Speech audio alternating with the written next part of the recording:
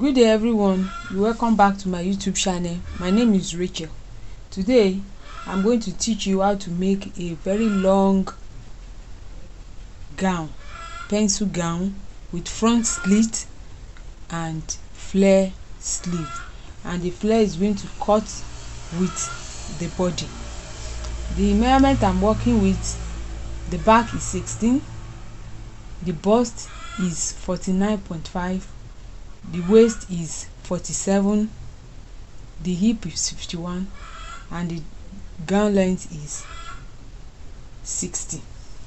So the first thing, I'm going to make a line at the top. I've already folded the fabric into two. I've folded into two. And this is Ankara and it's 45 by length, and I've measured like 2 yards at the front and 2 yards at the back. So I'm going to make use of 4 yards fabric. So I've folded it into two. So the first thing I'm going to do is to make a starting point, a top line where my measurements will start from. I've done that. So I'm going to place the back shoulder just like our basic body pattern. I'm going to repeat that. I'm going to measure the back shoulder I'm working with is 16 divided by 2 to give us 8. So where the 8 ends, don't forget I have folded into 2. If I open it, will be 16. So at the edge of the back measurement that I've measured, this is going to be for our back. It's going to be for our back. The opening will be at the front, so I will use the back to cut the front. So I'm going to apply the back shoulder because the back is wider than the front. So I apply the 8 inches, which is half of the back shoulder, 16. So where this 8 inches ends, I will take my armhole, and the armhole I'm working with is, is a big bust. I'm working with is 10.25, but I will not mark 10.25 directly. I will mark 11.25 because I want it to have like 1 inch shoulder slant. So after removing the 1 inch shoulder slant at the edge, then if I measure in between, it will give me exactly the 10.25 I needed. So I will connect the line together, but before I connect it, I will ensure that the measurement of the back shoulder extend or is as the same as that of the armhole line or the bust line. So I'm confirming that to be 8 so that I won't have issues with the measurement later. So it's 8 inches from here and it's 8 inches from here. So I'm going to connect the two lines together. Now this is for the armhole. I'll use this to form my armhole. So where the measurement of the armhole ends, I will place my bust, and the bust I'm working with is 49, and if you divide 49.5 by 4, it's going to give us 11.625. 11.625. I will mark it. Though it is a fitted gown, but I will add 2 inches allowance.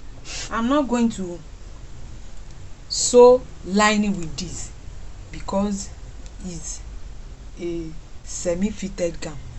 So I'm only adding just 2 inches. That is for the bust. So I will take my horizontal measurement first. So from shoulder to waist is 17, but I will mark 17 and a half because of the half that we used to join it to the back. Then from my waist now, I will measure 10 inches downward. Instead of the convention will tell us that we should measure 8, but because of the measurement I'm working with is for a fat person, so if I use 8, it will be too smaller for that person. That is why I'm using 10. So from waist to hip now is 10 inches. So then I will take my dress length, which is 60. I will take my dress length, which is 60. I've measured that. So having done that, the next thing I'm going to do is to place my measurement vertically. So I've done that of bust. So my waist, the waist I'm working with is 47, and if we divide 47 by 4, it will give us 11.25. Then I will add 2 inches allowance to it. Then at the hip I'm working with is 51. 51 divided by 4, it will give us 12.25. Then I will add 2 inches allowance. Then I will connect together. I've connected the bust to the waist, then waist to the hip. So the next thing to do now is to take the measurement at the hip down to the down part of the gown, which I'm doing now. I will take the hip measurement straight down to the length of the dress. I'm not going to shape it because I wouldn't want it to be too tight. It's for elderly person. So now the next thing is to shape the armhole. I will shape the armhole.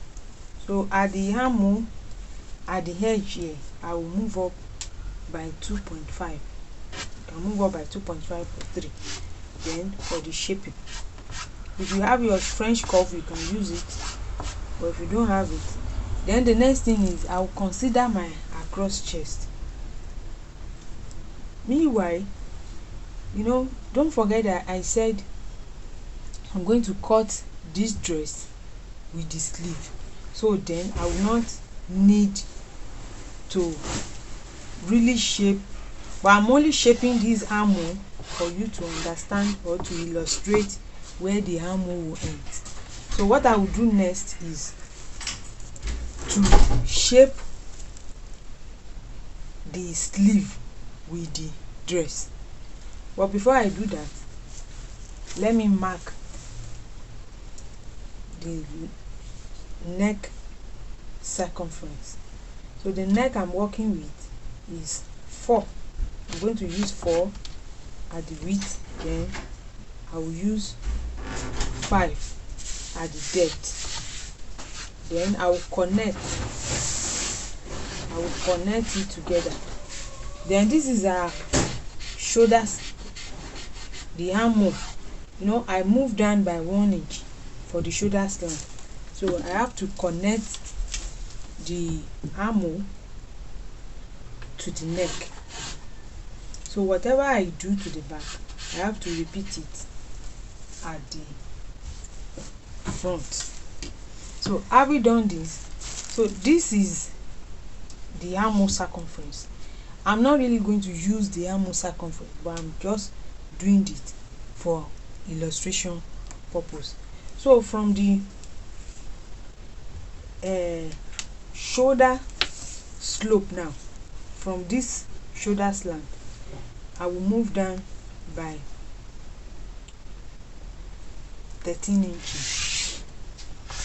I will move down by 13 inches. So from where my shoulder ends. So the next thing I'm going to do now, ordinarily we don't need this illustration, but I at the same time put this so that you can understand that the sleeve is going to be part of the cloth. So don't forget that this is our neckline, our neckline. So from this point, I will connect this point to where the sleeve or the dress will end, because the total length of this is 23 from the center, and the back shoulder is just 8. So the remaining fabric, which is 15 inches, will now serve as our sleeve. So from the neck point, I will connect it after moving down from here by 1.5. At the edge here, I will move down at the top line by 1.5. Then from the neck point here, I will connect it. It will be slopey. I will connect it with the 1.5 I made here. I will connect it. I've connected it. Meanwhile, don't forget that this is our normal armhole, which I'm not going to cut, but I'm only using it for illustration purpose. I hope you see the chalk. That is why I'm using peach color of chalk, so that you can see it very well. So from the top now, from this top line, I'll come down like 13 inches. So at that 13 inches, at the edge of, this is our bust line. This is where the bust ends, plus 2 inches allowance. At the end of that 2 inches allowance, I will come down under that line by like 13 inches. So that 13 inches will be my breaking point. Then from there, I will make a slant downward. This is our normal waist. From here to here is our normal waist, plus 2. Here is it. I've marked the 2. So from this line now, that is the waist. I'm going to cut out this and follow the shape downward. So just watch what I'm doing. So let me start by cutting from the top here. I'm going to cut towards the 1.5 and the sloping of the other edge that I did the other time. Mind you, I will not cut the armhole because we are cutting the sleeve with the fabric, so I will leave it. I just slant from the neck down to the 1.5 I made. I've cut it out. So from here to here now will serve as our sleeve. Then I have to cut out this. That is the slant I made the other time. So from here now,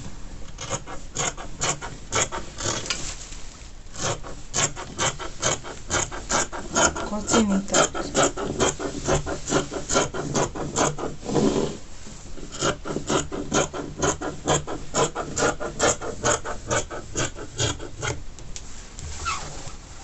Cutting it out. This is how to now look. So after cutting it out, this is the result of how it looks like. Once again, let me just repeat myself. This is our neck circumference. I measure 4 here, I measure 5 inches downward, then I connected it. Having done that, at the edge of the neck here, you know, at the top line, I moved down 1.5 at the edge here. So I connected this neck to that 1.5 and I cut it off. Meanwhile, you know, I told you that we are not going to tamper with this armhole, but I just use it for illustration purpose. And from the top line, I moved down like 13 inches because he's a huge person and very busty. So I moved down by 13 inches. Normally our real armhole is like 10 inches. So I added like 3 inches to the normal armhole so that the armpit will not be too tight here. So I moved down by 3 inches. So from the top line downward, I moved down by 13 inches. Don't forget that I've added allowance. Don't forget that I said I've added 2 inches allowance to the bust, waist and hip. So at the edge of those allowance, then I moved down from the top 13 inches. Then where the 13 inches stop, I made a slant downward. So from that slant towards the edge of the dress, I cut it off. So now this will now serve as our sleeve, as you can see. So the next thing I'm going to do now, because this is for back, I won't let the back to be too low. It is for back. Then I will just come down by just 1.5, or better still, let me use 2 inches. I'll come down, then connect it to the neck. So I will cut it out.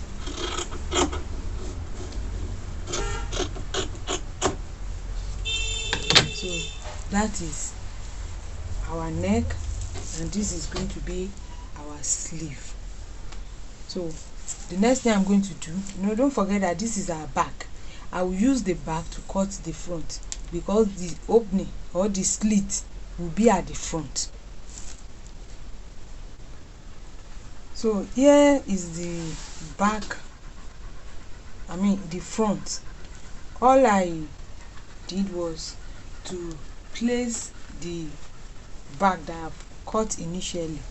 I repeated it on the front part. So I will cut out this shape. I will just repeat what I've done. I will just use it to cut it out. So after cutting it out, then I will shape the neck. I will show you how it goes. So I've used the back to cut out the front. So the next thing I'm going to do is to shape the neck of the front. And initially I measured 4 inches width. Then at the front, at the center front, is going to be deeper neck in form of like V shape. So I will come down as much as like 8 inches. Meanwhile, if you are doing that, you need to consider the bust point.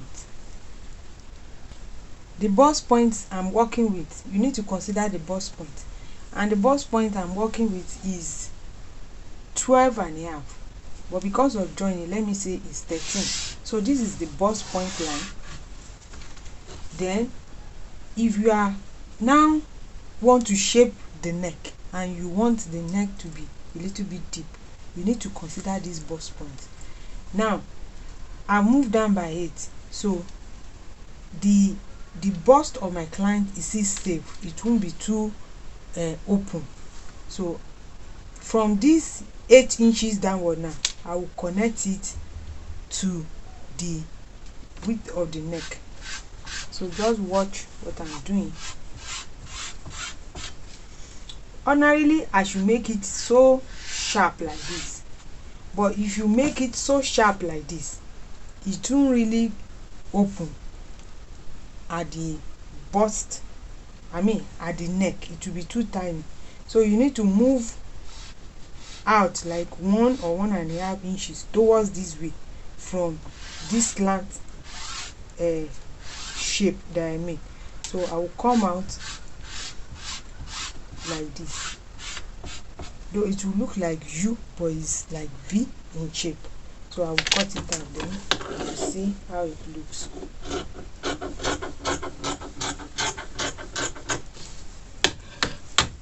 So here is the neck.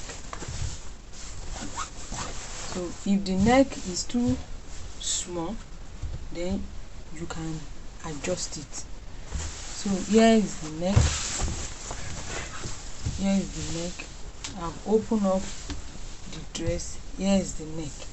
So if you feel that it's not wide enough, then you can now reshape to what you want.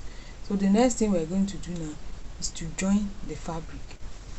But before I join it, I will show us how we are going to open up the slit at the front. So here is the front. I've folded it up into 2 equal parts. That's the front alone. I've folded it up. So now to cut out this slit, or to open up a slit, what I will do is the slit will just be at the knee level. So don't forget that the dress length we're working with is 60 and I have 62 here. So I will make provision for that 2 that we're going to fold in. That is the 2. So from that 2 inches that I marked, I will move up. This is the down part. This is the down part of the fabric at the center front.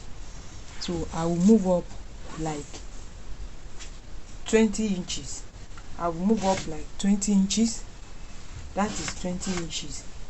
So at that edge, then I will cut it from the center front up to that point. So just watch what I'm doing, you will understand. I will cut it up. I will just open it. Then when I get to where I measure the 20 inches, then I have to stop. The opening is at the front, not at the back. So here is the opening. That is the opening. I measure 20 inches downward, but if your client feels it's too open, then you reduce it. But if he says or she says it's too short, then you have to increase it. But to be on the safer side, I think 20 inches is okay for an average height.